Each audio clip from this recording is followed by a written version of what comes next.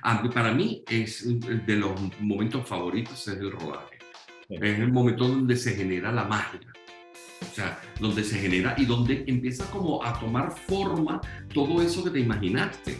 Entonces, sí, eso, verlo corporizado en esos cuerpos de sí, los sí, propios actores, o decir que tú has estado meses, y, por ejemplo, en una escena, eligiendo cada palabra que va a decir ese personaje, en el momento del rodaje, y lo escuchas, o sea, discúlpame, pero para mí es un momento orgánico. Hola, bienvenidos a Subversaciones, conversaciones sobre los oficios creativos.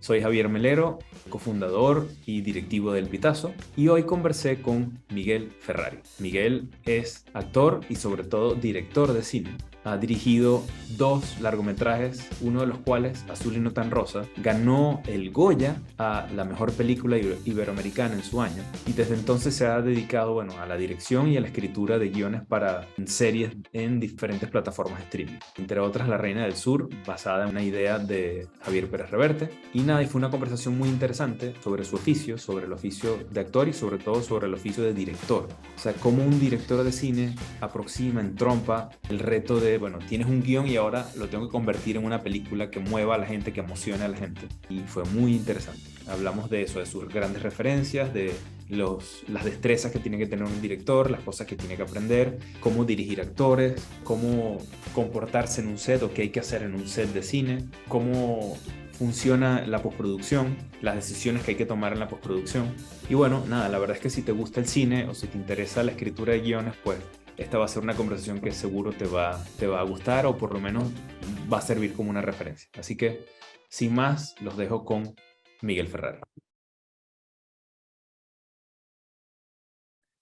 Miguel Ferrari, gracias por aceptar a conversar. Aquí encantadísimo, muchas gracias por la invitación. Mira, voy directo al grano. ¿Cómo fue tu infancia? Wow, o sea, últimamente recuerdo mucho mi infancia, no sé por qué será, debe ser que cuando uno se hace mayor empieza a hacer como un poco de inventario, ¿no? Ah, De dónde arrancaste y todo eso, y pienso mucho en mi infancia y todo eso. Bueno, creo que hubo momentos buenos y hubo momentos que no son tan buenos. No ujú. lo digo por mi familia, mi entorno familiar, que siempre fue súper interesante, son gente con una visión. Soy hijo de inmigrantes italianos y, Ujú. y ellos tenían como una visión muy, muy abierta, muy interesante, ¿no? A pesar de que vinieron después de la posguerra, después de la Segunda Guerra Mundial y todo esto, eh, eh, creo que eran muy abiertos por sus profesiones y por todo eso. Mi papá era estilista, entonces, claro, abrí una barbería en El Silencio, allá en Caracas, y bueno, siempre fue como un medio como muy abierto, ¿no? Como una mentalidad muy abierta. Y luego, bueno, quizás los momentos no tan buenos tienen que ver un poco con el colegio, Ujú. y aquello que ahora se le ha puesto nombre, que es el bullying, Sí, eh, y que en ese momento sí, no no tenía tenía nombre. nombre. No tenía nombre, no se le había puesto nombre, pero ahora obviamente con todo lo que se está hablando de esto, estoy recordando mucho mi infancia y todo lo que me sucedió, y fue, wow, un poco complicado. Eh, Así. O no sea, fueron, padeciste ese no tipo de fueron, cosas. sí, no fueron momentos muy buenos para mí como niño. Fue Eso bastante ocurrió como más en la primaria, en la secundaria, como... en las dos, Mm, en las dos, y también en la universidad también. Es que, es que, wow. es que es duro porque, claro, eh, sí, yo era un tipo diferente. Entonces siempre eso genera como mucha inquietud o incomodidad a la Sí, gente que está alrededor, sobre todo, y los niños y todo eso suelen ser bastante sin filtro. sí. Y Entonces, pueden ser crueles. eso sí, eso me generaba a mí una cosa, pero, o sea, acoso no solo verbal, físico y una cantidad de cosas, ¿no? Así que fue complicado, fue súper complicado. Fíjate, estas cosas yo las pregunto, no por un afán de morbo ni mucho menos, sino porque o sea, como al final estas entrevistas lo que intentan, estas conversaciones, la verdad, lo que intentan es como rastrear el origen de una personalidad creativa, ¿no? Mm, Entonces, fíjate, entonces te preguntaba lo de tu familia, lo de tu infancia, porque es para ver, por ejemplo, si, porque a veces ocurre como por afinidad y otras veces por contraste, ¿no? Hay padres que a veces incluso inconscientemente o por temperamento promueven mucho la creatividad en sus hijos y otros no. Entonces, los que lo promueven mucho, bueno, a veces sale bien y en efecto su hijo termina siendo alguien creativo, a veces por contraste son tan cerrados que el niño busca como que, bueno, o sea, una ventana para escapar. Y por eso te lo preguntaba, esa es la primera parte. Y la segunda parte es, si crees que haber padecido el bullying de alguna manera ayudó, no sería el término, pero influyó en que tú al final o terminaras dedicándote o desarrollaras tu creatividad más que otras personas, por ejemplo. La verdad es que no me lo he planteado, Ujú. nunca lo he pensado, pero sí es verdad que eso me hizo ser una persona bastante introvertida, Sí, tenía mi propio mundo, pero es que yo además, yo creo que cuando te hablo de que era diferente al sí. resto de los niños, era precisamente porque yo tenía una sensibilidad especial para Ujú. las cosas artísticas, para Sí. el arte y todo eso. Ya. Por ejemplo, en el aula éramos 40, pues 38 era todo el tema deportivo, ¿sabes? O sea, el fútbol, todo lo que tenía que ver con el deporte, bueno, era una cosa Sí. increíble. En cambio, yo era el único que me gustaba más todo lo que era el tema del arte, ¿no? Porque además yo, en mi familia, mi abuelo era pintor, Mm, y bueno, a pesar de que eran circunstancias muy complicadas en Italia, pues eh, mi abuelo estudió pues, Bellas Artes y todo esto, entonces tenía como esa tendencia un poco al tema de las Bellas Artes, yo también, a la pintura, yo de hecho claro, claro. pinto, ¿no? O sea, yo también ¿Ah, sí? en los momentos que puedo, cada vez que puedo, para mí es súper relajante pintar, ¿no? O sea, me gusta mucho el trabajo de la perspectiva, todo Qué eso, envidia. y yo, y yo ¿En serio? creo que sí, y todo, yo creo que eso también influyó mucho en mi óptica, en mi ojo para los encuadres en mis películas como Sí, director y mis claro. planteamientos estéticos, ¿no? Porque Sí. soy de esas personas que van mucho a los museos me detengo frente a una obra y me detengo durante mucho tiempo y Sí. no me importa. Yo tengo la fortuna de que en Madrid tengo unos museos Sí. increíbles, o sea que no es una visita de turista que uno tiene que Claro. recorrer todo el museo en un solo día, no sé qué. No, o sea, yo puedo ir cada vez que yo quiero y poderme detener frente a una obra de arte por un rato largo y sencillamente dejarme un poquito llevar por las sensaciones y todo esto. Entonces, yo Sí. la diferencia que yo tenía con el resto de mis compañeros es que yo era un poco eso, ¿no? Sí. Primero era muy rubito, no era muy catirito porque era hijo de inmigrantes, entonces eso me hacía también diferente. Y segundo, que tenía una sensibilidad muy especial para el tema del arte, lo que era el canto, lo que era la pintura, la plástica y todo esto.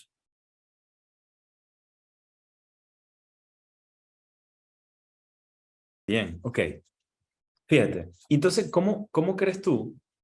O sea, a ver, si puedes rastrear como un momento definitorio en el que tú descubriste tu vocación creativa. Se ve que ya, o sea, tienes pedigrí, ¿no? O sea, tu abuelo era pintor, tu padre es estilista, en fin, o sea, hay como un montón de precedentes ahí que en cierto sentido te favorecieron el tema creativo, pero ¿tú eres consciente o podrías rastrear en tu memoria en el momento en que tú dijiste, mira, no, es que yo me voy a dedicar profesionalmente a algo artístico o La algo? decisión, la decisión la tomo luego que entré en la universidad. Ajá, Porque yo siempre supe que mis actitudes con el tema del arte, yo siempre lo supe, pero como buen hijo de inmigrantes, lo que a ti te inculcan un poco es que tienes que elegir otra cosa, o sea, tienes que elegir una carrera porque el arte es muy inestable. sí, Cualquier cosa del arte a lo que te vayas a dedicar, cualquier cosa. Entonces tienen que destacar muchísimo para tener una carrera que tenga cierta estabilidad. Entonces, claro, un poco llevado por esto y por el sentido de ser un hijo de inmigrante. Ser inmigrante es una cosa muy particular. Ahora lo estamos viviendo. Yo estoy acostumbrado porque desde niño sí, fui hijo de inmigrante, sé lo que es estar dentro de una familia de inmigrantes donde hay una gran cantidad de cosas que uno se abstiene de tener. O sea, mi padre, Sí. yo recuerdo que le gustaba mucho ir al cine, pero solamente podían ir una vez a la semana e iban siempre el día popular, o sea, que se pagaba a mitad de precio, todo eso, pero eso Sí, es precisamente por el tema de ahorrar. claro. Entonces, eso es como un tema del inmigrante, ¿no? O sea, entonces yo tengo un poquito eso. Así que, Migrante además con una posguerra sí, atrás. Porque yo atrás, también, yo soy hijo, mi papá es español, y sí. también es mentalidad de posguerra. Entonces todo era como, mira, no se puede botar comida, tal, hay que cuidar las No, cosas. exactamente. Entonces eso es un gran aprendizaje también. Y yo creo que fue un poquito llevado por esa circunstancia que yo decidí aparcar un poco, dedicarme profesionalmente a una carrera que tuviera que ver con el arte. Ujú. Y, bueno, entré a la universidad a estudiar ingeniería, imagínate. Ajá. Esto es muy interesante porque, mira, perdón que te interrumpa, pero es Sí, que todas las entrevistas que he tenido hasta ahora, o sea, mi hipótesis, ¿verdad? Mi teoría es que rara vez, salvo de verdad, contadas excepciones, las personas que se terminan dedicando a algún oficio creativo, el proceso es muy poco rectilíneo, es bastante o sea, de ensayo y sí. error hasta que te atreves a decir, no, es que yo lo que soy es esto, ¿no? Entonces, en tu caso también, pasaste por ingeniería. Sí, y cuando yo entré a la ingeniería, yo decía, pero yo, ¿qué estoy haciendo aquí? Y con todo eso yo seguía, yo continuaba. Y yo el primer año, además súper conflictuado, cuando uno sale de bachillerato, yo salí súper joven, con 16 años. Sí, claro, y no sabes nada de la vida. O sea, es como tomar una decisión que va a influir Sí. para el resto de tu vida, como es elegir una carrera. Es una crueldad poner a un chamo de 16 A años a tomar esa decir, decisión, porque además es súper rudo. Entonces, no sé, quizás era por moda que las carreras, estas técnicas de ingeniero y todo eso y estaba llevado porque yo era bueno en matemáticas y en física, fíjate, o sea que fue una sí, cosa de no tener actitud, tenía buenas actitudes para la matemática y la física y comencé a estudiar ingeniería civil. Y yo paralelamente, y en ese conflicto en el que yo estaba, yo comencé a estudiar arte dramático, porque eso era lo que a mí me gustaba, porque yo lo había descubierto, el arte dramático, siendo un poco más joven en el Centro Italiano Venezolano. Mis padres eran socios, por supuesto, yo era socio, era hijo de socio, y yo, una de las actividades que yo hacía en el Centro Italiano Venezolano teatro. era teatro. Ya. Entonces, claro, cuando yo Desde qué edad más o menos, perdón? yo entré a hacer teatro alrededor de los 15 años, más o menos. A mí eso era lo que me gustaba. O sea, además que cuando yo me monté por primera vez en un escenario, yo Sí. dije, es que es esto, ¿qué es esto lo que yo quiero? Porque yo me sentía como que era algo que había hecho toda la vida. Ya. Me sentía como pez en el agua. O sea, se me sentía esa adrenalina que yo sentí la primera vez que yo me subí sobre un escenario, es tan brutal que yo Mm. creo que eso es lo que le pasa a la gente, que una vez que te subes sobre el escenario, ya no Y lo lo, puedes dejar, porque es como lanzarte con un paracaídas. Entonces, esa adrenalina que sientes, que produce tu cuerpo, pues necesitas volver a experimentarlo y es por eso que yo creo que la gente, que mi papá a veces me decía, pero ¿cuál es la gracia de estarte montando todos los días en un escenario a decir siempre lo mismo? ¿Sabes lo que te sí, digo? sí, sí. Y es que, verdad, mucha gente se lo pregunta, digo, ¿cuál es el...? No, es que no es porque todos los días diga lo mismo, sino que es lo que tú experimentas y por eso cada función es diferente, ¿no? Total. Bueno, y fue allí, pues, cuando comencé, yo dije, yo quiero dedicarme a esto y comencé a estudiar arte dramático en la Escuela Nacional de Teatro Y lo estudiaba de noche y estudiaba escondido. No ¿En le había serio? dicho nada a mi familia. Entonces, claro, porque para ellos su preocupación era que la Claro. universidad fuera bien. Entonces, claro, bueno, hasta que eso no se pudo ocultar más, porque eso pasaron casi 3 años en esa tónica. En las mañanas iba a la universidad y en la noche iba a la escuela de arte dramático. Ajá, Entonces, ¿y hasta qué, vamos a decir, año llegaste en ingeniería o te graduaste? no me gradué. No, Ajá. porque ¿Cuánto imagínate, tiempo, cuánto tiempo sostuviste ese asunto? De yo tener las dos cosas en paralelo. hasta el séptimo semestre de ingeniería que yo terminé arte dramático y hice un casting para entrar en el Ateneo a un proyecto grandísimo, una superproducción de teatro que se llamaba Mariana Pineda, que es una obra de Lorca. Ok. Y hice la audición y entre 100 chicos me eligen a mí para el personaje y era como una gran oportunidad. Mm. Recuerdo que además la protagonista era Flor Núñez en aquel momento y era una estrella. Pues, esa estrella que tú veías en la televisión y que tú admirabas mucho y decir, voy a trabajar junto con ella, o sea, al lado de esa gente tan maravillosa, a la que tú admiras. Entonces fue como, los ensayos eran en las mañanas. Me chocaba con la universidad. Era el momento de la gran encrucijada. Tenía Exacto. que tomar una decisión. Así que eso fue el momento que yo tuve que decir, mira, dejo la ingeniería, tuve que hablar con mis padres, aquello fue la hecatombe. Así. Y porque, bueno, imagínate, o sea, fue una cosa, fue terrible. Es que yo recuerdo que yo dejé de hablarme con mi padre en un tiempo. O sea, obvio, porque es que yo fue, Claro. eh, primero el engaño y segundo, Claro. que estaba dejando una carrera, ¿no? En séptimo semestre, Sí.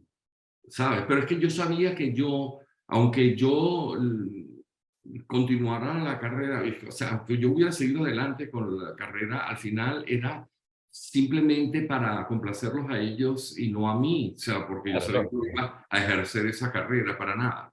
Entonces, primera moraleja tal vez, ¿no? Es como que si alguien se quiere dedicar a una profesión creativa, en algún momento va a tener que poner carne en el asador, ¿no? O sea, va a tener que asumir un riesgo, va a tener Tomar que enfrentarse a cosas que... decisiones. Mi carrera siempre ha sido, y mi vida siempre ha sido encrucijadas, Mm, donde he tenido que tomar grandes decisiones. O sea, o me voy por acá o me voy por acá. sí, Entonces, hay momentos que te tienes que detener y digo, ¿qué hago? ¿No? Porque los dos caminos no voy a poder tomarlos. exacto. Y siempre mi vida es increíble, por lo menos la mía. Yo no sé si la de los demás, pero yo he tenido muchas encrucijadas en mi vida y una de las encrucijadas fue esa, Es la interesante, principal encrucijada. es bonito e interesante porque es verdad que la libertad a veces se define como la posibilidad de elegir muchas cosas, pero también la libertad es escoger una al costo de todas las demás y comprometerte con esa, ¿no? Es interesante. O sea, porque lo que me estás diciendo me lleva a eso. Es como que, mira, la libertad a veces es que no, voy a por aquí. Y esta elección excluye, en cierto sentido, excluye todas las demás opciones. Todas las demás y que es complicado echar para atrás una vez que tomas la decisión. Sí. De hecho, eso es buena estructura de guión, ¿no? Sí, Buen sí. personaje, buen Uno arco de tiene personaje. que pensar mucho el punto de vista cuando vas a escribir un guión, ¿no? Sí. ¿Cuál es el punto de vista? Sí, bueno, no, y que el personaje, el arco del personaje hay un punto en que vienen esas encrucijadas, ¿no? Y tienes que tomar decisiones, El obviamente. personaje tiene que tomar decisiones. Ok, pero entonces tú dirías que el tema del descubrimiento de tu vocación creativa lo podríamos rastrear a esa primera subida al escenario. Por ejemplo, tú dices, mira, es que esto es. Sí, sí, sí, tal cual. Yo creo que sí, sí, tal cual, definitivamente. Era algo que wow, me hacía feliz, me hacía, o sea, Sí, es como esa cosa que te sientes que llego, porque yo exploré muchas cosas también, en el ajá, lado del arte, ¿sabes? sí, El lado siempre formaba parte del coro, del colegio, de las corales, lo del tema de la pintura, como te dije, desde niño yo pintaba. Eh, y la danza también, hice mucha danza. interesante. Y, mm, y, y qué te puedo decir? Exploré todo muchísimo, ¿no? Y Mm, fue allí donde cuando me subí a interpretar sí. sobre el escenario fue cuando me di cuenta, es esto, esto era lo que yo estaba buscando. Ok, mucha gente sabrá que tú te dedicaste mucho tiempo a la actuación y bueno, y creo que te sigues dedicando. Tú me corriges. Hago cosas de vez en cuando, sí. Tengo mi representante y todo aquí en Madrid. Y entonces, sabe que ella sabe que yo, o sea, soy muy exigente a la hora de decir sí o no a algún proyecto. Entonces, si hay alguno, yo hice algo hace un par de años, una serie para Movistar Plus, Sí. una super mega producción con un personaje precioso que es la adaptación de una novela, la de Julián Navarro, que es Dime quién soy, y, Claro. y fue súper bonito. Fueron 10 capítulos y tuve que viajar mucho también. Fui para Budapest a filmar. Fue una experiencia muy bonita. Pero así como eso, hay muchas cosas a las que sinceramente no me entusiasma. Entonces yo creo Sí. que también el trabajo del actor si llega un momento que no te entusiasma algo porque estás cansado de ser siempre el mismo Claro. personaje, Sí. entonces como que sí, no, creo que no das, no sé, creo que no rinde o no conectas con las emociones del espectador y eso para mí es fundamental, ¿no? Pero de hecho, a donde iba es que a pesar de que creo que hiciste muchos años como una carrera como actor, en un punto decidiste empezar a hacer dirección cinematográfica. ¿Ok? Sí. ¿Cómo fue ese proceso, esa decisión? O sea, ¿cómo dijiste, mira, no, es que esto va por aquí? Bueno, en mi carrera como actor, que además que yo nunca pensé que mi vida iba a dar un giro, wow, de 180 grados en ese sentido, o sea, que me iba aunque tampoco es una cosa tan distante, pero porque siempre tiene que ver con el tema de audiovisual. Lo que más me interesaba a mí de la actuación era no solo el teatro es hermoso, pero a mí lo que me interesaba era el cine Mm, y lo audiovisual. Entonces, me quejaba mucho porque en aquella época en Venezuela no se hacía más de una o dos películas al año. Entonces, sí. claro, lograr entrar en una película era una cosa que, bueno, que a mí se me resistió muchísimo. ¿De qué año estamos hablando? Para ubicar a la gente. Pues estamos hablando del año, desde el, bueno, siempre busqué, yo me gradué en el 86 en la Escuela de Arte Dramático, yo hice muchísimo teatro y en el año, 4 años después, a los 5 años, comencé la televisión, que es lo más parecido al medio audiovisual, lo que yo quería, pues. Sí. Hice cosas muy interesantes en la televisión, pero el cine como tal, Mm. como actor no me llegó sino en el año 98, Wow, sí, más de 10 años después. más de 10 años después, el cine. O sea, yo te digo que era lo que yo quería, y eso era lo que a mí me tenía Claro. completamente frustrado, porque salía una o dos películas al año, se hacía muy poquito cine, y el poco que se hacía, eh, el poco que se hacía, siempre como que yo estaba fuera de casting para todo. Ya. Porque según, yo tengo una anécdota, no sé si cabe ahora, te lo Por voy a decir, favor. pero resume mucho lo que era mi frustración como actor en el cine, que no me llamaban para hacer ninguna película. Mm. Y eso que yo intentaba y lo intentaba, pero yo recuerdo que fui a hacer un casting para una película de Román Chalbaud, donde estaba la mitad de Caracas y del resto del país estaba convocada para esas audiciones. Y yo Ok. fui, yo hice una cola enorme, inmensa, de 4 o 5 horas, una cosa brutal bajo el sol, Wow. frente a a la sala Juan Subo, que queda frente al Teatro Alberto de Paz Mateo, en aquella calle. Yo recuerdo la cola inmensa para poder entrar a hacer esa audición después de 4 o 5 horas bajo el sol. Llego, entro a la sala donde estaba Román y cuando me dio, no tardó ni 2 segundos en decir no. Y entonces Wow. digo, pero hazme una prueba, por lo Exacto. menos. Me Claro. dice, no, estas fueron sus palabras, es que esta película es de policías y ladrones y tú no te ves ni como un policía ni como un ladrón. ¿Qué tal? Ese es el resumen de lo Sí. que a mí me pasaba en Venezuela en relación al cine. Que eso era lo único que se hacía, películas de policías y ladrones, y con esa visión tan cliché y tan estereotipada de lo que era un ladrón y lo que era un policía, pues yo nunca encajaba Claro. en esos parámetros. Mira, Así, perdón sí, que te ataje, ¿no?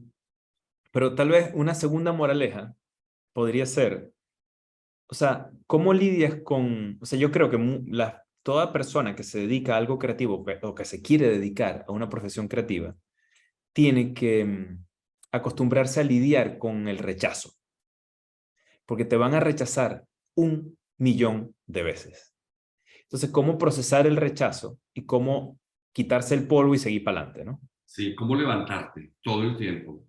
Caerte y levantarte, caerte y levantarte. Es una cosa, ¿Cómo bueno, ha sido en tu caso? Sería la pregunta. yo estaba acostumbrado porque yo desde niño, y ya hemos abordado un poco eso, Sí. yo ya contaba siempre con el rechazo. Mm. Estaba un poco acostumbrado y yo había aprendido un poquito a lidiar con las adversidades. Sí. Así que sí, es frustrante, pero una de las cosas, te estoy diciéndote, estoy hablándote del cine, pero a mí en la televisión me fue súper bien. Mm.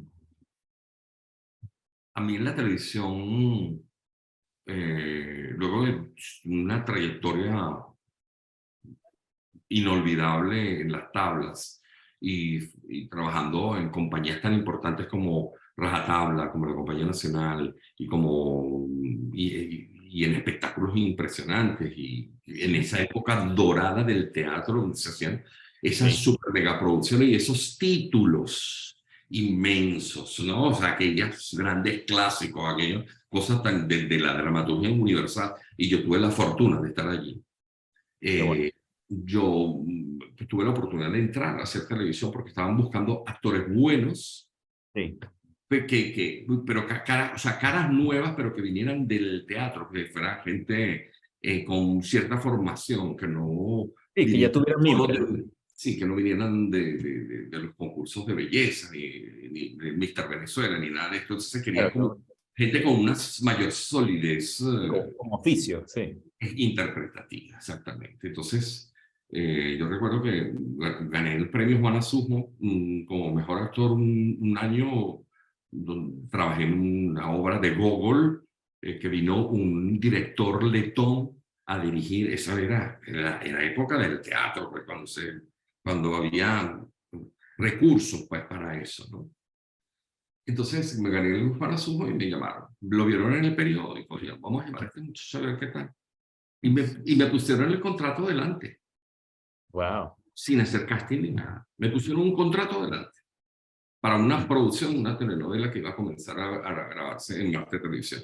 Y a partir de ahí arranqué toda una carrera en la televisión súper, muy interesante, muy bonita. Pero yo también tuve que lidiar en la televisión con otras cosas.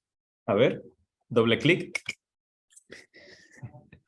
Tuve que lidiar con la homofobia. Mm. ¿Había homofobia en la televisión? Sí, pero muchísimo. Y como yo no era un tipo que estaba tratando de aparentar nada, yo siempre fui un tipo, a mí dice, ¿en qué momento saliste tú del armario? Es que yo nunca he estado metido en un armario. Ya. Es que para mí siempre fue, yo lo asumí siempre como una manera muy natural, ¿no? Y claro, estas cosas, lo que es la imagen, estas cosas de la homosexualidad en el deporte, en la Mm. alta competición, esta cosa de la homosexualidad en el mundo de la canción, de los cantantes y todo esto, Sí.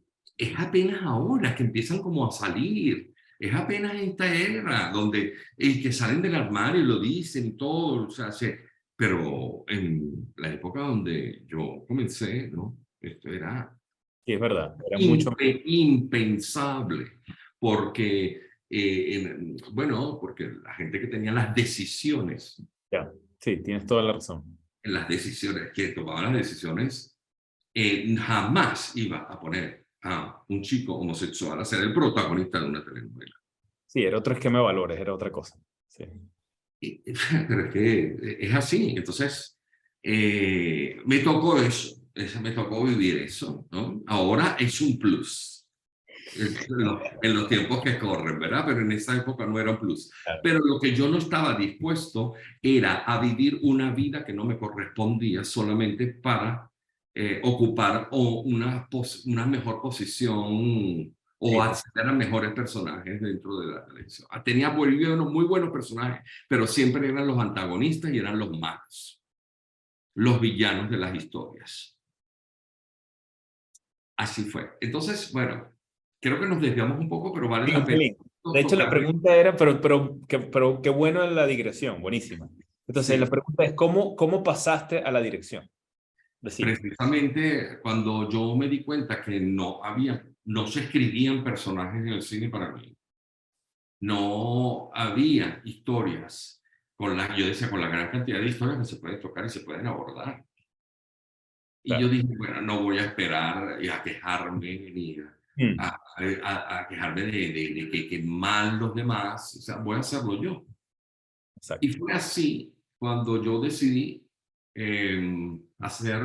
abrir un paréntesis y tomar la decisión de irme. Y esa fue otra encrucijada, una gran encrucijada, irme a estudiar dirección de cine fuera de Venezuela.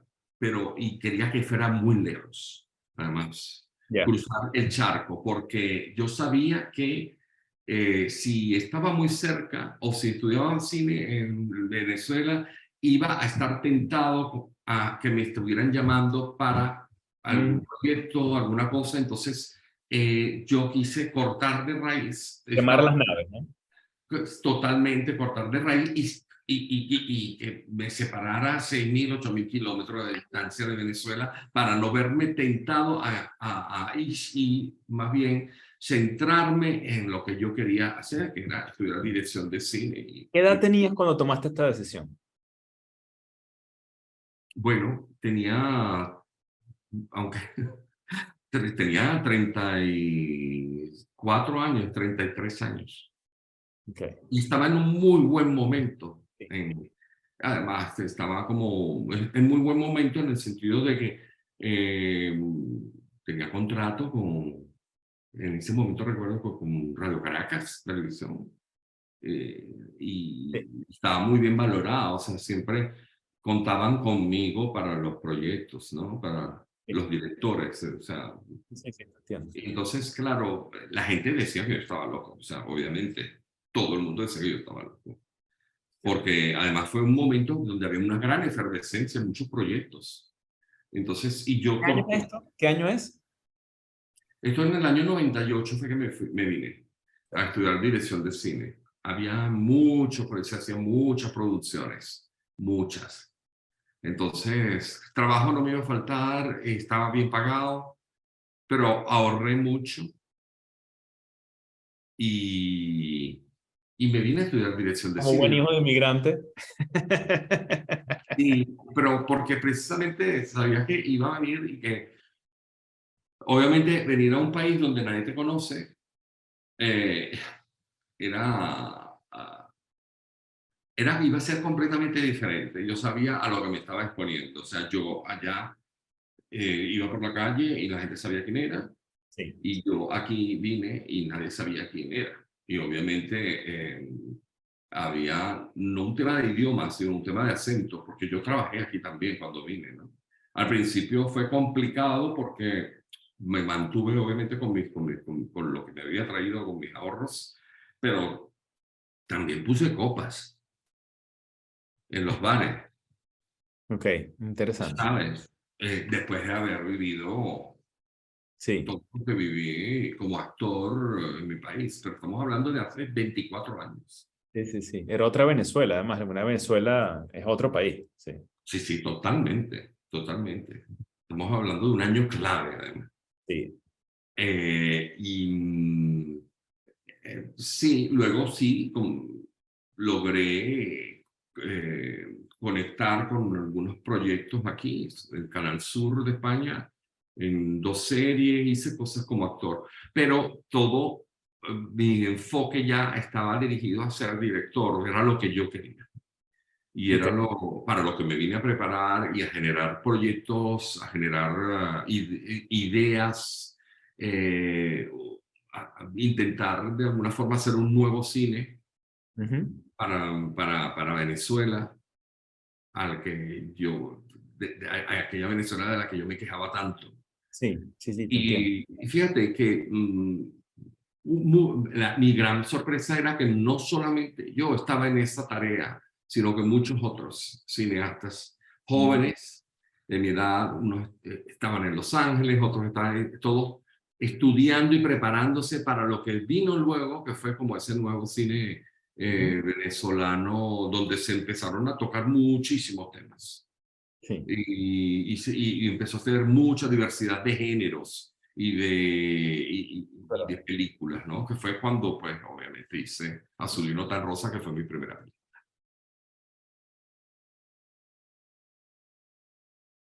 Ajá, entonces vamos para allá.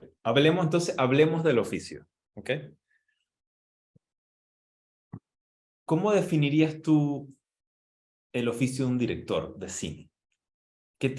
¿Cuáles son como los skills, ¿no? O sea, como las aptitudes, las destrezas que tiene que tener un director, un buen director de cine? Un buen Y además, director de cine, en tu caso es peculiar porque eres además guionista y director, cosa que en Venezuela es relativamente común, bueno, no solo en Venezuela, en muchos otros lugares. Pero bueno, no sé, por ejemplo, en Estados Unidos más bien es como, y en algunos otros países, el director es director, el guionista es guionista, pero en tu caso has sí. sido director de tus películas. Entonces, ¿cómo, cómo es eso? Mira, yo digo que un director es esa persona que tiene que tener una amplia cultura general. Ujú. Es lo primero, porque tienes que saber de todo. Sí. Tienes que tener un, tienes que tener esa capacidad de leer la calle, de Mm. leer la gente, ¿no? Y de leer lo que te está rodeando, ¿no? Y poderlo plasmar. Eh, Bien sea de una forma u otra, pero plasmarlo con tu propia óptica, ¿no? Con tu Sí. propia forma de verlo. Yo tengo una forma de hacer que es completamente diferente a otros directores también. Es que todos nos diferenciamos y todos Sí, tenemos sí. un estilo propio, ¿verdad? Pero eso de saber leer un poco la calle y reinterpretarlo y plasmarlo, creo que es un poco por eso que las películas se dice una película de, porque obviamente es la visión de un director, cómo es esa puesta en escena de un guión. Pues tú agarras un guión Sí. y se lo das a 3 directores completamente diferentes, el mismo guión, y van a Salen ser tres películas. 3 películas completamente diferentes. Por Sí. eso que cuando se habla de una película de, pues estás hablando un poco de quién es el que, bajo qué óptica, bajo qué concepto, bajo qué juicios estéticos se está haciendo Sí. una historia, pues. Entonces, yo Sí. creo que tiene que tener una gran cultura general, un gran sentido de la estética y un gran ojo para leer la calle. Mira, por cierto, voy atrás un momentico, pero a efectos o sea, históricamente, o sea, a ver, no existían carreras de cine, ¿verdad? No había universidades, escuelas de cine. Y sin embargo, había muchos y muy buenos directores. Entonces, en tu caso, tú eres de los que piensa que la escuela te sirvió para ser director. O sea, tú le recomendarías a alguien que haga escuela de cine. Mira, yo O, creo que sí. Yo interesante. creo que sí. Yo creo que sí. La escuela de cine te ayuda un poquito a canalizar, Ujú. a ordenar un poco. Sí. Eh, Te ahorra pero, unos cuantos golpes, ¿no? pero Te ahorra unos cuantos golpes, ¿verdad? Sí, seguramente porque no tienes que descubrirlo en la práctica algunas cosas, sino que de una vez te dicen, no, esto no es posible, o esto sí, ¿sabes? Sí. Eh, exacto, ahora, pero si tienes talento para una cosa, la vas a tener sin Ujú. ir a la escuela de cine o Sí. yéndola. O sea, eso es algo que ya, ese ojo del que hablamos, ese ojo de esa mirada Ujú. no te la va a enseñar la escuela de cine, Sí. para nada, pero sí te va como a ordenar un poco las ideas para que tú puedas llevar a cabo tu visión, tu historia, lo que tú quieres contar, ¿no? Te va a ahorrar tiempo, ¿verdad? Te va a ahorrar tiempo de golpes, Sí, y yo creo que con los tiempos que corren, mi recomendación siempre a las personas es que se preparen, porque yo creo y le tengo un grandísimo respeto siempre a los espectadores, a esas personas que utilizan su tiempo, que es algo valiosísimo, para ir a ver tu propuesta. Entonces hay que tener un gran respeto por esos espectadores. Entonces hay que ser muy exigente con uno mismo. No creer que ya está hecho, sino siempre las cosas se pueden mejorar. Y una de las cosas que yo recomiendo es precisamente que se estudien, ¿no? Y que te levantes todos los días con ganas de aprender algo o de mejorar o de hacer algo. Nunca pienses que Ya lo tengo. que ya lo tienes o tal. Yo sé que llega un momento, porque yo soy un perfeccionista, llega un momento que tienes que parar, Mm. porque es imposible, porque además la perfección no existe. Ajá. Pero yo sí entiendo que el momento de parar es el momento en el que te estremece lo que estás viendo o lo Ya. que estás... que, entonces, si eso te pasa, entonces ya eso te va a pasar con el espectador. Eso, además, te lo puedo asegurar porque eso es lo que a mí me pasó con mis dos películas. Mm. Y eso lo experimenté yendo al cine y además de una forma camuflada, que la gente no supiera que estuviera allí, para yo sentir qué era lo que estaba pasando con el espectador, porque para mí el fin es en la conexión emocional que pueda generar con esa gente. Sí. Entonces, para mí es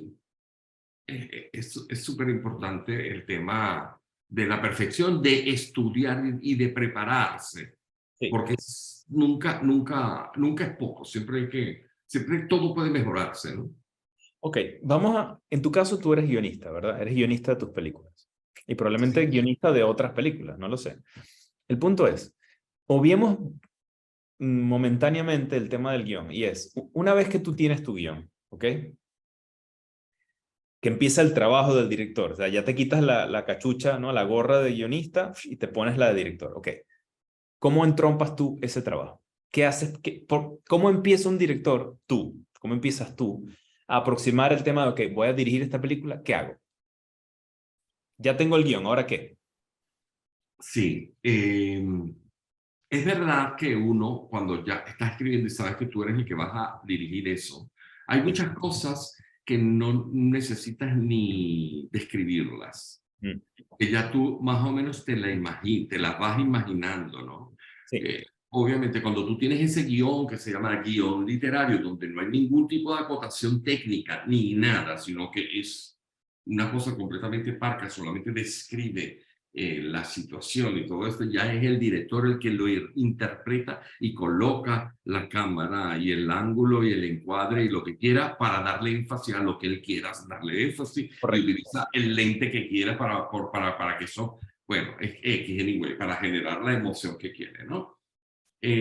Haces tu guión técnico. Y el guión técnico, yo soy súper de los que trabaja mucho el guión técnico, Ok. muchísimo.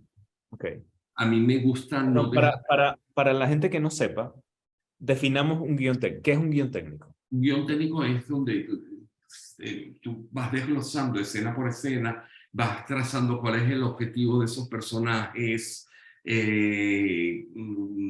cómo los vamos a seguir con la cámara, dónde vamos a colocar la cámara y qué es lo que vamos a dar énfasis. Yo sé que si la cámara está en picado o en contrapicado, si es El una valor cámara del plano. en movimiento, si es un plano más cerrado, más abierto, y todo no es fortuito. Nada de lo que uno planifica en una escena es fortuito.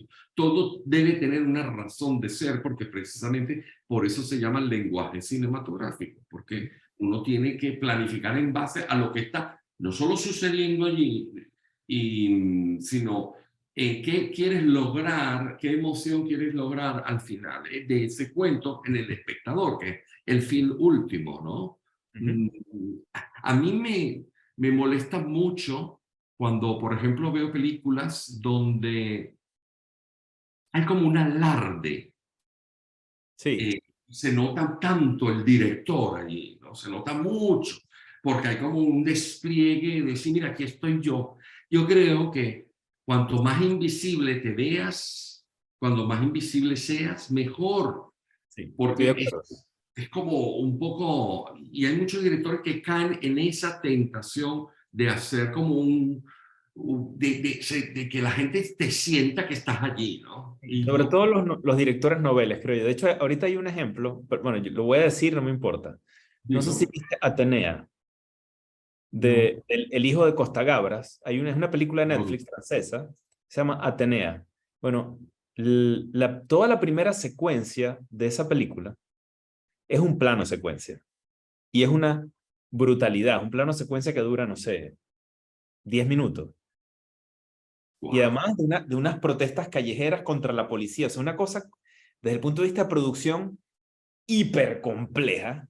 Entonces, Claro. claro, hay un punto, tú dices, bueno, sí, esto está chévere, pero es como, mira, el tipo quería, o sea, que se quería lucir, ¿no? Era como, y ya hay un punto en que, claro, Como decir, mira qué director tan arrecho, o sea, exacto. disculpa, Entonces, eso es ya lo que está buscando.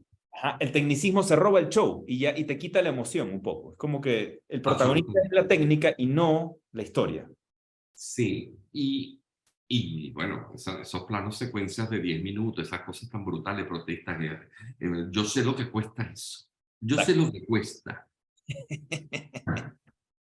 Yo con un plano de eso puedo hacer un par de películas, Claro, ¿sabes? exactamente. O sea, con Exacto. lo que me cuesta hacer un plano de eso, 2 minutos. yo podría hacer un par de películas. Pero bueno, no, o sea, yo sé que hay películas de películas y hay películas que se necesita más intimistas y otras que no son Sí, tan intimistas que se necesitan despliegues y todo eso. Pero para mí, yo creo que además el espectador no va a pagar una entrada, y yo sigo hablando del cine porque soy un romántico de pagar claro, un boleto para ir a una sala de cine. No paga un boleto para entrar a una sala de cine para ver el despliegue claro. técnico de una película. O sea, lo que quieres es sentarte en una butaca y vivir durante 2 horas una fantasía a través el protagonista de esa película, Sí. de esa historia, Es un ¿sabes? sueño con los ojos despiertos, sí. Creo que lo que hay es que darle mucha atención, prestarle mucha atención es a tus actores. El espectador va a mirarle a los ojos a los Mm. actores. Ajá, entonces, Es a través de ellos ellos son los que finalmente te van a contar la historia, no es ni siquiera el director. correcto. Entonces, pero a ver, entonces volvamos a donde estábamos, ¿no? Tú haces tu guión técnico, te fajas con tu guión técnico, lo trabajas mucho, lo trabajas con el director de fotografía o lo haces tú solo, después lo conversas con él. ¿Cómo es ese proceso en tu caso? Lo trabajo yo solo y luego me reúno con mi director de fotografía y mi director de arte Ok, para, para sí, explicar un poco de qué va cada escena. Yo digo siempre los muñequitos, ¿no? Y yo siempre en las películas he acostumbrado a algo que para mí es un recurso muy importante, que es una persona que me haga el storyboard. tú haces Eh, storyboard de todas tus películas. sí, Ok, y de cada secuencia. ya, Es impresionante, pero es un trabajón. sí. Y bueno, en Azul y Nota Rosa conté obviamente con el trabajo de Marcelo Pont, que fue mi director de arte, y él iba haciendo el storyboard a medida que yo iba explicando cada escena. Él iba haciéndose yo le iba diciendo, el plano es un plano medio, un plano cerrado, mucho más cerrado, o no, mucho más abierto. Entonces él iba dibujando, entonces al final armábamos como una especie de libro sagrado, Claro. donde está la planta de movimiento, está la descripción y está los planos Sí, el balance de plano. dibujados, Sí. dibujados, de manera que ahí ya no tienes, eh, porque como el tiempo es oro en el cine, ahí no, ya con eso no pierdes, no te pierdes, es porque es muy fácil perderse en medio de una cosa tan compleja y porque además siempre pasa algo y tienes que improvisar. Entonces, pero si tú tienes algo sobre lo que improvisar, tú Sí. puedes partir a partir de allí, saber qué tipo de cambios puedes hacer, ¿no? Así Ok. que, sí. Entonces, a ver, tú tienes tu guión técnico, sin embargo, y ahora que me dices que haces storyboard, también ves las movilizaciones, ¿no? Ahora, una vez que estás tú en el set, ¿ok? Todo el tema del staging, o sea, es decir, del marcaje, de la puesta en escena, de cómo distribuyes o cómo diriges a los actores en el espacio del set con respecto a la cámara. ¿Cómo es ese proceso para ti? Bueno, mira, yo siempre aplico un poco mi experiencia como actor y en esto digo yo que mi trabajo como actor ha servido muchísimo en mi desempeño como director. Y como yo sé que es el actor al que hay que darle prestarle mayor atención, ¿Mm? eh, yo hago mucho teatrillo, lo que dicen el teatrillo, ¿no? O sea, ¿Cómo es eso? el teatrillo es que ensayo con los actores Ajá. y los técnicos eh, saben exactamente qué es lo que tienen que hacer Ujú. a nivel de poner de la fotografía, la ambientación y todo eso, pero ensayo con todos ellos. Primero hago un marcaje con los actores y con ellos, de manera que ellos ya tienen claro cómo va a ser la cuestión. Y Mm. luego, cuando está todo listo, yo saco a el equipo técnico y me quedo solo con los actores y trabajo Ok. con ellos. Hago como Ya, un el fine tuning, ¿no? Como ya el detalle. Sí, ya hago un trabajo más de que ellos entren como en ese mood, en esa situación, en ese estado emocional, en esa cosa. Y para mí es muy importante que el set siempre sea súper silencioso. Mm. A mí no me gusta la gente gritando, a mí no me gusta la gente haciendo ruido, a mí no, o sea, una de las cosas del director, sobre todo eso, es el ambiente que se genera en el set, la responsabilidad siempre es del director, Sí. siempre. Entonces, claro, yo por ejemplo, siempre, es una de las primeras cosas que yo le digo a mis asistentes de dirección, y digo, aquí yo quiero que todos, el equipo, todo se pida, por favor, y gracias. Qué bueno. Porque Qué eso bueno. se genera un ambiente de cordialidad dentro de todo, o sea, a mí me gusta que siempre haya como el buen rollo, entonces todo lo que tú vayas o se les vaya a pedir, o que si alguien de producción va a pedir algo de algún técnico o algo, siempre con la palabra por delante, por favor, y también el gracias al final. Sí. Siempre. Eso es mantener el buen rollo en un set y que nadie grite. Lo segundo es más difícil. Sí. Y que nadie grite, que nadie... y yo no grito ni... Yo intento ser súper silencioso en el set y creo que lo he logrado. A mí me gusta, pero además es porque lo hago. Lo hago también por el actor. Cuando un actor está en un set donde hay tensión Claro, en el equipo, el actor no termina de fluir. claro. Es que es así, porque además yo lo he vivido en carne propia, ¿no? Y Sí. otra de las cosas que yo hago siempre, cuando digo corten, vamos a hacer otra, Ajá. Otra toma. Ajá. sí. Eh, yo sé que el actor hay que decir, si yo estoy haciendo, si yo quiero hacer otra cosa, o sea, quiero hacer otra toma, Intentar algo diferente. Sí. pero no se lo digo al actor, Ujú.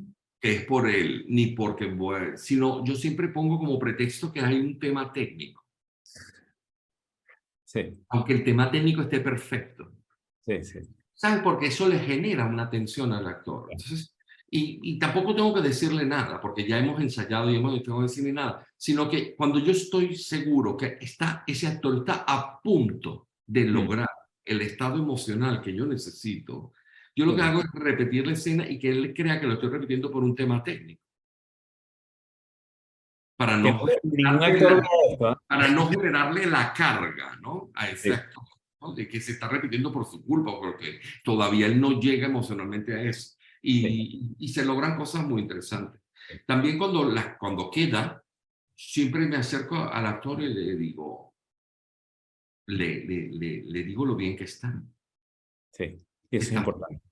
Es muy importante porque eso tú le vas generando seguridad a ese actor en el Ujú. camino, porque los actores somos como chicos, como gente, como niños huérfanos. Son niños que están jugando, que son huérfanos, que no tienen padres. Y entonces el papá es ese director que está allí, el que le va diciendo por ahí es o por ahí no es. Porque a mí me ha tocado muchos directores que dicen, queda y vamos a la otra y ni se voltean a verte. Eres como un muñeco más Ya, dentro sí. de toda esa parafernalia. ¿Y eso qué pasa con eso? Eso te genera inseguridades. No sabes si, Sí, si quedó porque ya no hay más tiempo, no porque lo sabes logramos de si, verdad. Claro. si está bien, si está mal. En cambio, si tú siempre le dejas claro al actor que está muy bien, que Mm, por ahí vamos bien encaminados, ese actor se va llenando de seguridad sí, y puede lograr cosas maravillosas. Porque además uno siempre está tratando de complacer al papá de uno, que es el director, o la directora, la mamá, sí, si sí, es una sí. mujer, ¿no? Y Sí, las sí, mamás son muy exigentes, a diferencia de los papás. es verdad. Y yo trabajo con directoras. Está bien, está bien. Mira, ok. em,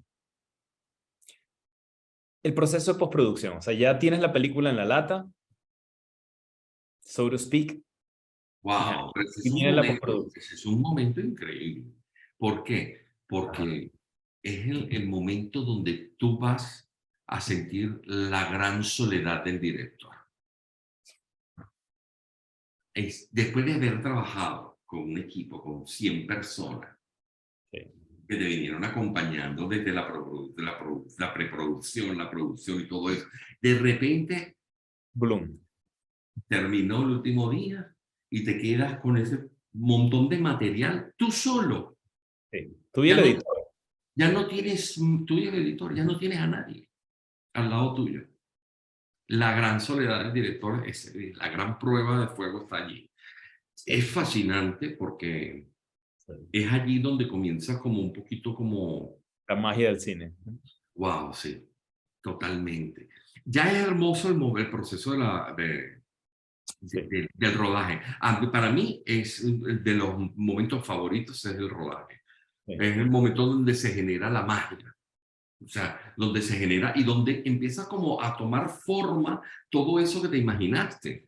Entonces, Sí. eso, verlo corporizado en esos cuerpos de Sí, los sí, sí. propios actores, o decir que tú has estado meses, y, por ejemplo, en una escena, eligiendo cada palabra que va a decir ese personaje, en el momento del rodaje, y lo escuchas, o sea, discúlpame, pero para mí es un momento orgánico Sí, total, total. porque es como darle, que se vuelve algo de carne y hueso, como de se hizo realidad. Pues. Sí, Se hizo, literalmente es el cliché puro, es un sueño hecho realidad, pero literalmente. pero literalmente, pero además una cosa, wow, ¿no? Entonces, y cuando en el set tú sientes que te estremece algo, ya está listo. Esa es la toma.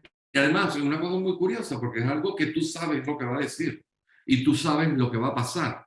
Porque además tú eres como Dios, tú lo has planificado todo desde la letra, desde el guión, ¿sabes? Lo has todo, entonces el proceso ha sido, entonces, pero ya cuando lo ves materializado Sí. y sientes que te estremece eso, ya tú dices, aquí, La esta es, tenemos. ya la Sí. tenemos, listo, ¿no? Y luego el proceso de la edición es muy interesante porque ahí es el momento donde tú estás reescribiendo la historia. Sí. Es como, bueno, no reescribir, digamos algo más simple. Es donde terminas de escribir, Ujú, ujú. porque ahí es donde tú vas y es un momento delicado también, porque Súper.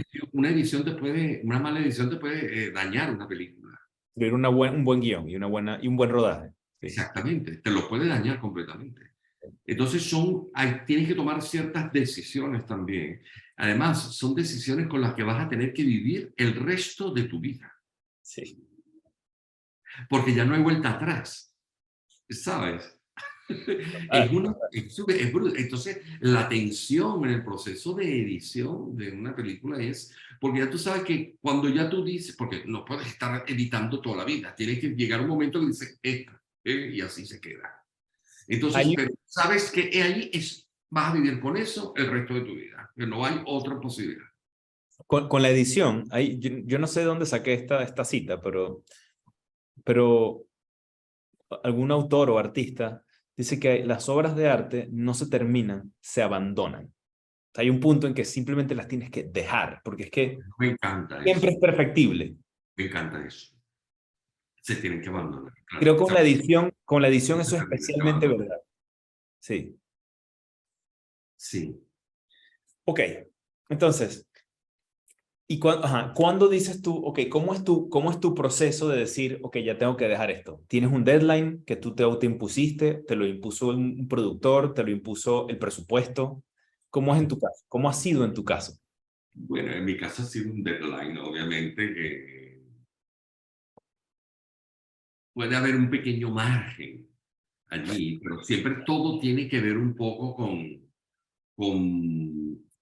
bueno, con eso, con un tema de presupuesto. Tú no puedes estar toda la vida editándolo porque tienes un presupuesto, tienes tantas horas y y ya está. Y porque también uno tiene que autoimponerse también Si no, la cosa se terminar un termina. trabajo, porque si no, entonces esto se convierte en una cosa que nunca más termina, porque siempre lo que hablábamos al principio, o sea, es que la perfección no existe, ¿no? Entonces,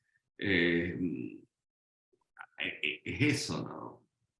Así que tienes que llegar a un momento que dices, ok, ya está. Y eso de poner un deadline es importantísimo también porque te vas obligando a ya tomar decisiones que son las definitivas. Sí. Ok, tengo dos preguntas y es, ¿cuáles han sido como tus referentes desde el punto de vista cinematográfico, tus grandes referencias? ¿Y qué le recomendarías tú a alguien que está empezando para su formación cinematográfica? ¿Qué libros, no sé, algún curso, o sea, alguna cosa de estas que tú dices, mira, a mí me ayudó mucho haber leído esto, o haber visto esto, o haber escuchado esto? Bueno, mira, en cuanto a mis referencias, te puedo decir con claridad que es el cine italiano, porque eso fue lo que yo chupé de pequeño, ¿sabes? O ¿Tú naciste sea, en Venezuela, Miguel? sí, Sí. sí, yo nací en Venezuela, pero veía mucho cine italiano en ¿Pero casa. de Fellini para acá o de Fellini, incluso antes de Fellini? De Fellini para acá, digo yo, Eh. ¿sabes? Sí. Sí. Sí, era... sí, yo sé que tengo muchísima influencia el cine italiano y siento como una gran conexión con el cine italiano, con esa forma de ver el cine, ¿sabes? O ¿Te sea, gusta Sorrentino? me encanta, Es un monstruo. me encanta. Ok. Uf, wow. Y Tornatore, me encanta. Tengo películas favoritas o sea, todo lo que él hace a mí me encanta. Todo lo que hace. O sea, por ejemplo, La Mejor Oferta, no sé si la has visto. No sé si con ese título, no estoy seguro. No, no sé. Bueno, por favor, búscalo. La Mejor Oferta. Lo voy a anotar. Bueno, Detonador. eso es una película con unos giros tan impresionantes. Además que yo soy un adorador de la estética, del tema, y eso debe ser una cosa muy del italiano, eso, de Sí, ese rollo total. de, wow, eso, ¿sabes? El renacimiento, wow, yo soy un hombre del renacimiento. Sinceramente, de verdad, es una cosa donde pongo el foco en el hombre, ¿no? Sí, sí, sí. Y entonces, el cine italiano definitivamente para mí es una referencia absoluta y está marcado todo mi cine en eso. Ok.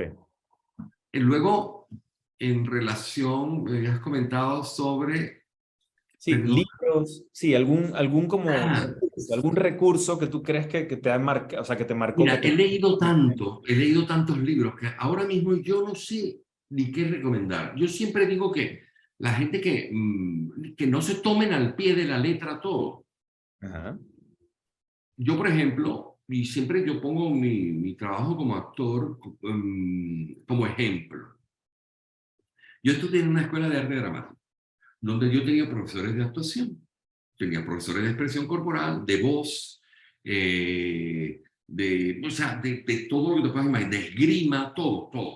Estudié todo en el arte dramático. Pero, ¿para qué es una escuela? ajá, Una escuela es para tú coger lo que a ti te funciona. Yo sí, estudié con el método de Stanislavski. sí. Entonces, como actor, el método de Stanislavski, sí, soy un actor del método, pero no soy un actor del método a rajatabla. ¿Por Ujú, qué? Porque yo cojo del método lo que a mí me funciona como actor. Recuerda que estamos trabajando con algo tan abstracto como son las emociones. Es sí, una cosa que no se puede palpar, ¿no? Es sí. una cosa complicadísima. Entonces, durante toda tu carrera, tú vas aplicando ciertas cosas y unas cosas te van funcionando, otras no, entonces las que no te funcionan las vas dejando de lado o de repente no, de repente hay proyectos en que hay cosas que sí te funcionan y cosas que las que te funcionaban en otros ahora no te están funcionando. Entonces, yo digo que con el cine y con el tema de estudiar en una escuela de cine, Mm, pasa un poquito eso, ¿no? Yo creo que es bueno saber tener clarísimo qué es lo clásico, ¿no? O sea, todo lo que es la poética aristotélica es importante saber y estudiarla y entender de qué se trata, ¿no? Aristóteles. Pero luego sí. lo importante es que rompas un poco con lo establecido. Yo recuerdo que en mi trabajo final en la escuela de cine, bueno, eso es una cosa que lo que pasa es que yo a veces soy un poquito así como un poquito rebelde. Entonces, Ajá. mi maestro de lenguaje cinematográfico, claro, cuando ve el trabajo final, me dice, pero te saltaste el eje. Y yo, sí, pero es que me lo salté a propósito, Sí, ¿sabes? sí, Claro, la academia, lo que es una cosa académica, ¿cómo va a aceptar que el alumno, pero esto además es una cosa que yo lo conversé con mi propio director de fotografía cuando yo hice mi trabajo final, yo digo, quiero hacer este plano, y digo, pero te está saltando el eje, yo no importa, pero y después lo corroboré. mira, Yo que se te voy a generó atajar, te voy a atajar, te voy a atajar porque, número uno, para los que no saben, Stanislavski era un director de teatro ruso que creó sí, un método que se llama, un libro que se llama An Actor Prepares, o sea, un actor se prepara, que si les interesa el tema del cine, la dirección de actores, etcétera, es interesante leer. Eso es número uno. Y número dos, ajá, explícanos qué es el eje, Miguel. el eje, por ejemplo, es donde vas a colocar la cámara. Hay un eje que es imaginario. Por ejemplo, tú y yo estamos ahora mismo hablando, ¿verdad? Entonces, la cámara, vamos a colocar una cámara aquí para tomarte a ti y otra cámara aquí. para tomarme a mí. Es decir, nosotros, tu mirada y la mía, trazan un eje imaginario y entonces lo que tenemos que hacer es colocar la cámara de este lado del eje. No puedes hacer, yo ponerte este aquí y de repente el mío lo coloco de este otro lado porque te estás saltando el eje imaginario que trazamos tu mirada con la mía. A mí me gusta mucho el ejemplo del campo de fútbol, ¿no? Ahora que está el Mundial andando, o sea, Sí. la cámara siempre está de un lado del campo, ¿no? Y por tanto, la portería de un equipo está de un lado y la portería de otro equipo está del otro. Claro, Como no lo puedes, la cámara. no puedes ponerte del otro lado porque entonces desubicas al espectador. Exactamente. Exactamente. Y lo que pasa es que eso es en el fútbol está perfectamente claro y entendible el por qué no se puede saltar el eje, pero en el cine y con los nuevos lenguajes que Sí, hay claro. y las brutalidades que ahorita, o sea, todo el mundo tiene una cámara, todo el mundo tiene un móvil, todo el mundo filma todo eso. El ojo humano se ha acostumbrado tanto a los saltos de eje que ya Sí. no hay, no hay problema, no te salta realmente a la vista, porque Sí, salvo raras excepciones, sí. fundamentalmente al final lo que quieres es que no te salte la cosa, sino que Sí, fluya exacto. ante el ojo humano el plano contra plano, ¿sabes lo que te digo? Sí. Entonces, claro, pero en el caso de este trabajo final del que estábamos hablando en la escuela de cine, yo quería hacer ese salto de eje precisamente porque era como un momento sorprendente en la escena y yo quería reforzarlo con un salto de eje que yo de hecho en Azul y Nota Rosa y en La Noche de las Dos Lunas, mis dos largometrajes, yo hago mi directora de fotografía, que es Alexandra Henao, lo bautizó como el salto del burro.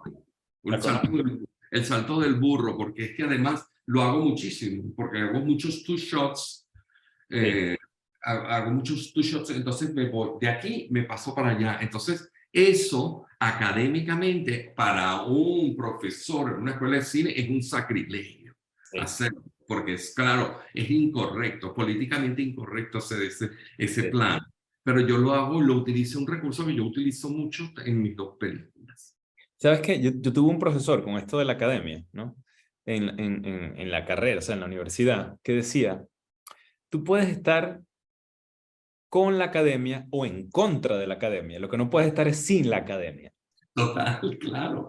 Me Pero es que pareció interesante porque tienes que saber cuáles son las normas para saber cómo las vas a romper de un ¿cómo las modo vas a interesante. romper? Exactamente. Por eso digo yo que es muy importante prepararse, estudiar, conocer la norma. Y cuando ya la conozcas y la manejes, perfecto, ya puedes jugar un poco con eso, ¿no? Para lograr al fin y al cabo un objetivo, que es sorprender un poco al espectador a nivel emocional, ¿no? O sea, Sí, bueno. estremecerlo un poco. Sí. Mira, esto es una pregunta que le he hecho a todo el mundo. Hay como una especie de, a todas las personas con las que he conversado, ¿no? Y hay como una especie de, vamos a decir así, de lugar común, de cliché, probablemente sobre todo de gente que realmente no se ha dedicado a oficios creativos, y es el tema de las sustancias, ¿no? Hay como el tópico de que para ser creativo tienes que estar expuesto o tienes que usar ciertas sustancias, ¿no? Entonces, ¿cómo es tu visión al respecto? Oye, no, no puedo. ¿Sabes? No puedo. No puedo, no puedo. Yo sé que hay compañeros míos que se tomaban un chute, actores antes de salir de escena. Sí. Yo no puedo. Porque creo que tengo que tener los cinco sentidos en plena, allí alerta cuando estoy en un proceso creativo. Ujú. Y yo, con el tema de la sustancia, yo no es que esté en contra, yo de una forma recreativa, con mucho gusto. Sí, Pero sí. en el momento del trabajo no, a mí por lo menos no me funciona. Pero es que, Yo no puedo sentarme a escribir tomando, hay algunas personas que se lo hacen tomándose un whisky. sí. Absolutamente. Yo lo que hago es, cuando escribo, es tomar mate, Mate. pero es una cosa muy rara, porque yo no soy argentino, no me he criado en Argentina ni he vivido en Argentina, No ¿sabes? té, no café, mate. ¿Por qué mate y no té o no café? Porque yo, cuando mi proceso de escritura, yo recuerdo que me habían regalado un mate con una bombilla Sí. y yo arranqué el proceso de escritura de Azul y no tan rosa y fue como un hábito que adquirí. Entonces, ahora no puedo. Bueno, después yo investigué y el mate te da como una concentración, hay como una especie de relajamiento, pero al mismo tiempo estás Un poco. concentrado. Y Sí. el tema de la escritura es una cosa, la verdad, súper compleja y Sí. cualquier cosa te distrae, cualquier cosa te saca, entonces no puedes escuchar ruido, ¿no? Pero, y el mate te ayuda un poco a eso, ¿no? No solo a que te relaja un poco, sino que al mismo tiempo estás muy concentrado en la escritura y en lo que está pasando en la secuencia, ¿no? Entonces, para mí el mate se convirtió como en un hábito y ahora si no tengo mate es como que no me hallo, no puedo escribir. Entonces es como una mala costumbre o no sé si buena o mala, pero es como esas cosas que uno Bueno, las mañas de adquiere. cada quien. Claro. Las mañas de cada quien en el proceso creativo son, hay gente que hará otras cosas, me imagino, ¿no?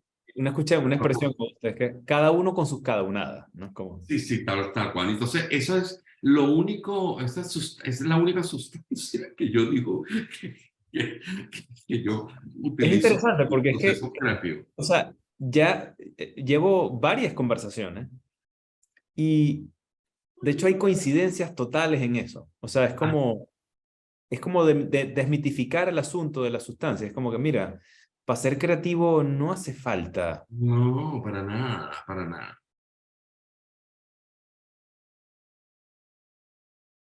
Ok, nuevos proyectos, sueños, etcétera.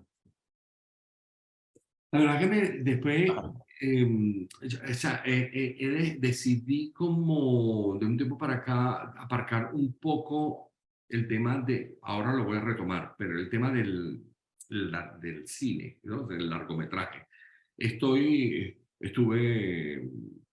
en los equipos de escritura Mm. de dialoguistas de La Reina del Sur, tanto la segunda como la tercera temporada. Son una serie muy larga, Sí. cada temporada son 60 capítulos, o sea que estuve en el proceso de la escritura en el equipo de dialoguistas en 120 horas de La Reina del Sur, o sea, basada en la novela de Pérez Reverte.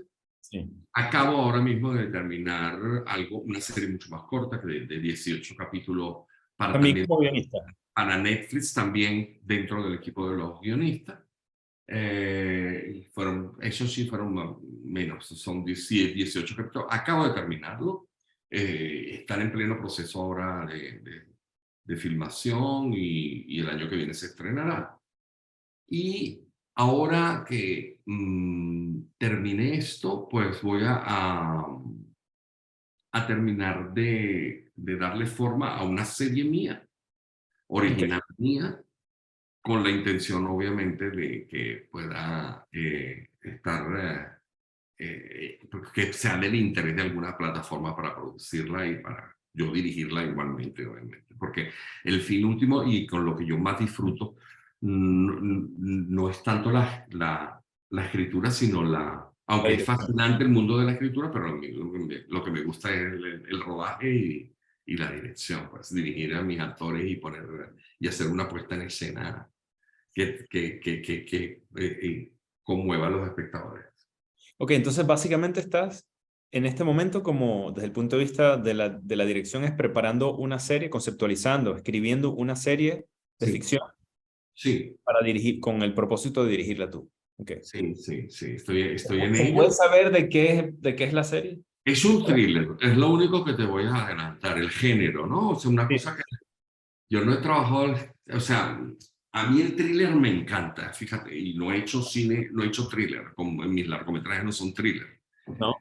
Pero es un género que a mí me encanta y lo más probable es que sea algo que mi próxima película tenga que ver un poco con eso, ¿Cómo te has familiarizado como con las reglas del género, del thriller específicamente, que son muy, muy específicas?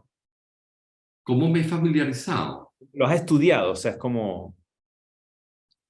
Sí, yo soy muy intuitivo en eso también, ¿sabes? O sea, Para mí es fascinante, sobre todo cuando lo haces, cuando tú construyes esa historia, pero desde los personajes, Ujú, ujú. ¿sabes? Y yo creo que, y además yo creo que es yo creo que creo que es la clave, ¿no? Cuando tienes grandes personajes muy bien construidos, en eso también se lo debo a la actuación con la construcción de los personajes.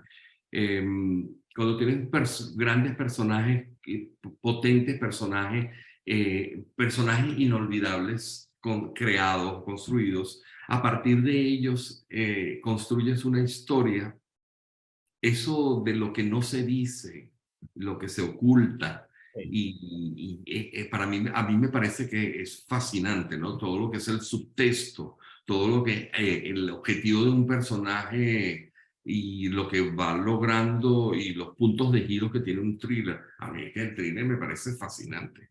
Bueno, por lo menos por los momentos es algo que a mí ¿Es para ti un gran personaje? un gran personaje es un personaje que tiene elementos que lo hacen diferente, Ajá. eh, que a pesar de sus diferencias sigue siendo un ser humano de carne y hueso y que la gente puede identificarse con él no por no por las cosas diferentes que tiene, sino por concluir que hay muchas similitudes a pesar de sus diferencias, ¿no? Creo que es y que tenga algo, ¿no? Que lo haga especial, diferente. Yo creo que eso eso también yo lo busco mucho cuando, a la hora que hago los castings, ¿no? Mm, Yo trato no de buscar a la persona más guapa, sino a la persona que tenga algo interesante sí, en su cara, en su rostro, sí, ¿sabes? O sea, para mí es mucho más potente una cara interesante que una cara hermosa. sí, coincido totalmente. Las Sí, bellezas raras, ¿no? Como, sí, exacto. O sea, que tenga algo ahí que, wow, que tú digas, no sé, tiene, es eso, ¿no? sí, Una, retratar una cara interesante, más que una cara hermosa, perfecta, ¿no? sí, sí, sí, sí. Totalmente Así de que acuerdo. Mira, igualmente yo creo que los personajes, un buen personaje es eso, ¿no? ok, Y sobre todo lo que yo huyo mucho es en los buenos y los malos, porque yo creo que todos tienen su lado oscuro y su lado luminoso, todos los personajes. No puedes hacer todos los personajes, o sea, eh, hay dramaturgos, hay escritores, que todos los personajes son muy oscuros, mm, de repente. sí, Entonces, y yo creo que no, que si lo bonito es cuando tú le das el lado, la luz que tiene y y lo oscuro que tiene, pero todos los el personajes, claroscuro, sí, de todos. de Sí, todos, ¿no? Entonces, a mí me gusta mucho pensar en ello y siempre buscarle cuál es el talón de Aquiles de cada uno de los personajes. Eso lo que lo hace es de carne y hueso, ¿no? sí, Yo recuerdo que en Azul y no tan rosa, la verdad es que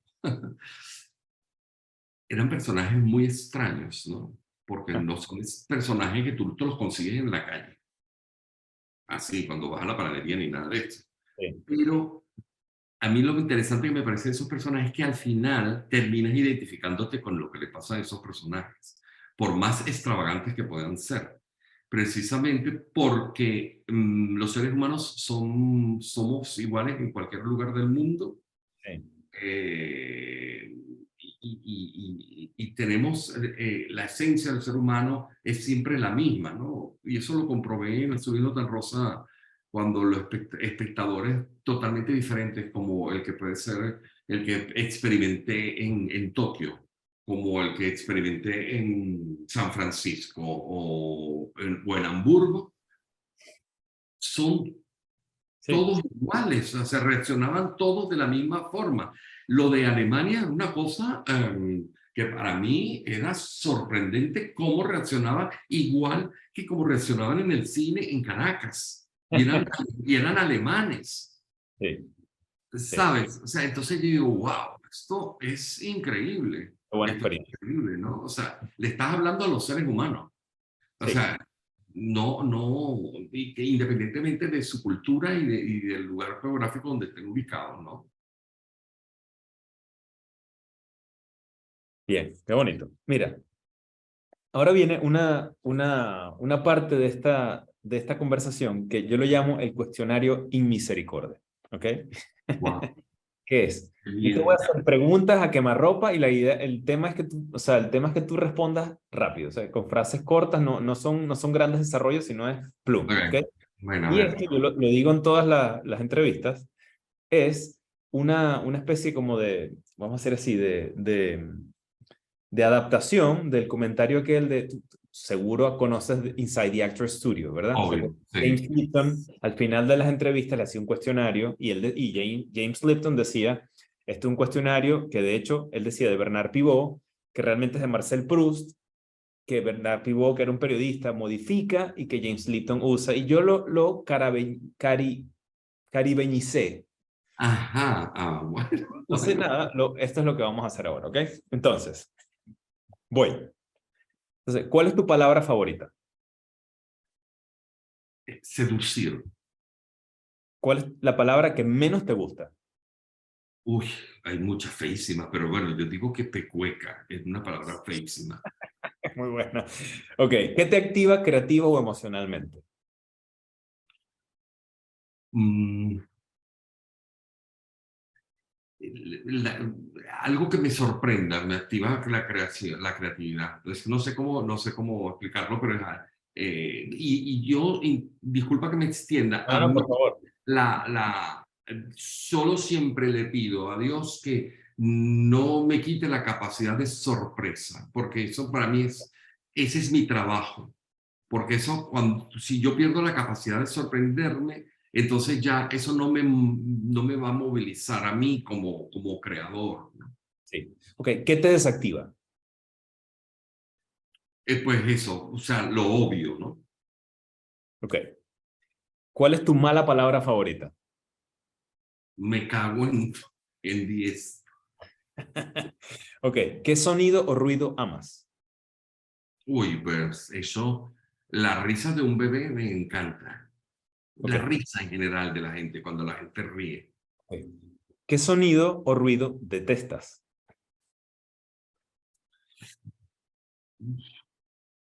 Pues eh, yo creo que el sonido de esos taladros en el asfalto creo que es lo peor que hay. Creo que es una cosa horrorosa. Eres el segundo que dice eso. Ok, Así, sí. Ajá. ¿Qué profesión u oficio distinto del tuyo te gustaría ejercer? o sea, chef, obviamente. Ok.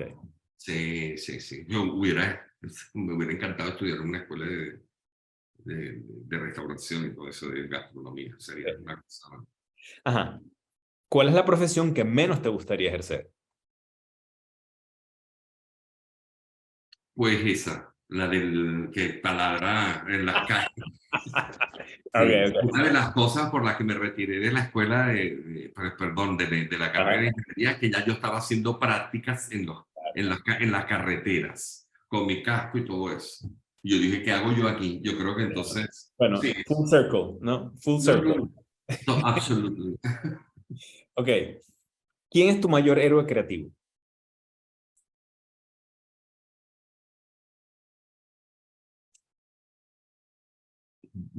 Para mí, toda esa gente del Renacimiento, como lo hemos hablado, todo me parece wow, es una explosión ahí de toda esa gente que formó parte de ese momento, ¿no? O sea, un Da Vinci, un Michelangelo, Imagínate, es una cosa. Bernini. Ok. Pero es que además te quedas mirando eso y tú dices, no es posible, ¿no?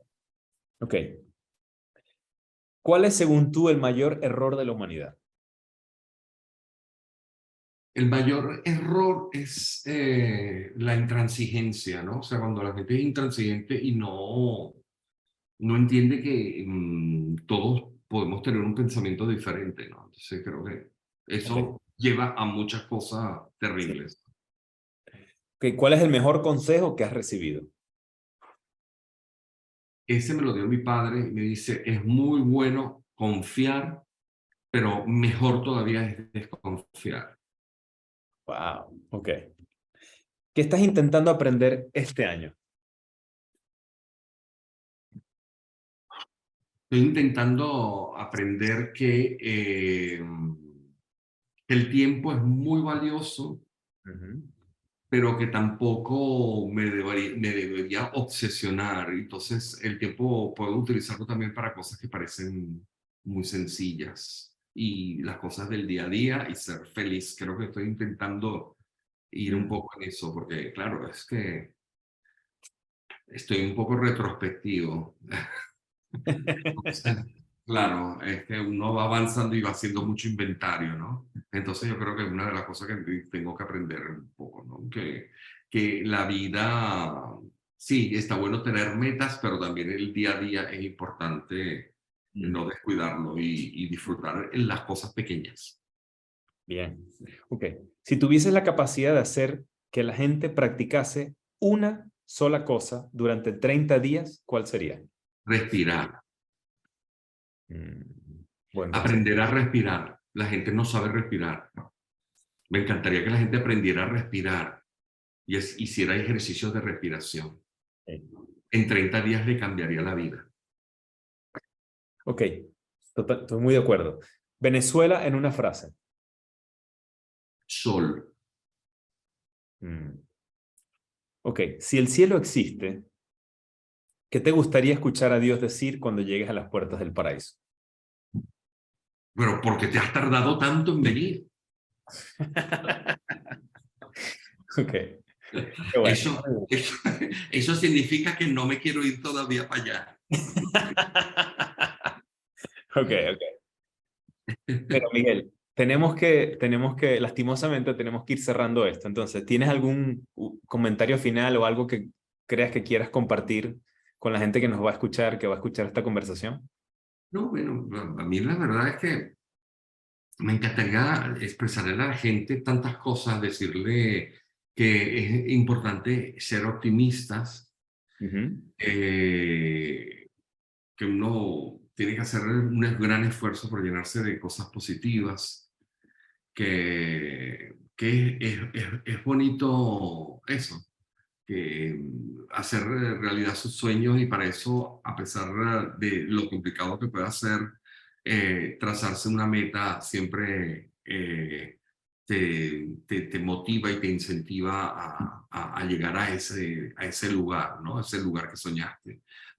Pero que no se olviden que lo importante es ese trayecto que vas a recorrer para llegar a esa meta, ¿no? Que lo importante quizás no es tanto esa meta, sino lo que vas a vivir, pero es importante tener sueños, trazarse metas y hacerlo con felicidad, con optimismo y levantarse cada vez que te caigas, que es muchísimas veces va a pasar, pero de eso forma parte el aprendizaje y de eso forma parte la vida y eso es lo más Sí. bonito y hay que verlo siempre de una forma positiva.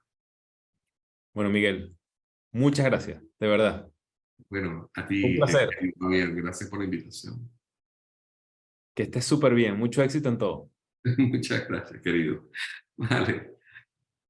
Bueno, como siempre, estoy aquí en Apartaco, que es un restaurante de comida venezolana en Madrid, fundado por venezolanos, llevado por venezolanos. Aquí, como dice su eslogan, se habla y se come venezolano. Yo ahora, al terminar esta grabación, me voy a comer, probablemente, siempre me como una cachapa con queso y pernil y hoy me voy a comer una yaca porque estamos en Navidad. Cuando estoy grabando esto, estamos en Navidad. Entonces me comeré una yaca o dos. Y es muy sabroso. Si estás por Madrid y tienes un guayabo de comida y eres venezolano y tienes guayabo de comida venezolana, por la razón que sea, vente a Partaco, aquí te van a entender y te van a hacer la comida venezolana que probablemente extrañas. Así que esté muy bien. Gracias a Partaco por siempre apoyarnos y prestarnos este espacio con el Avio del fondo. Y nada, hasta la próxima.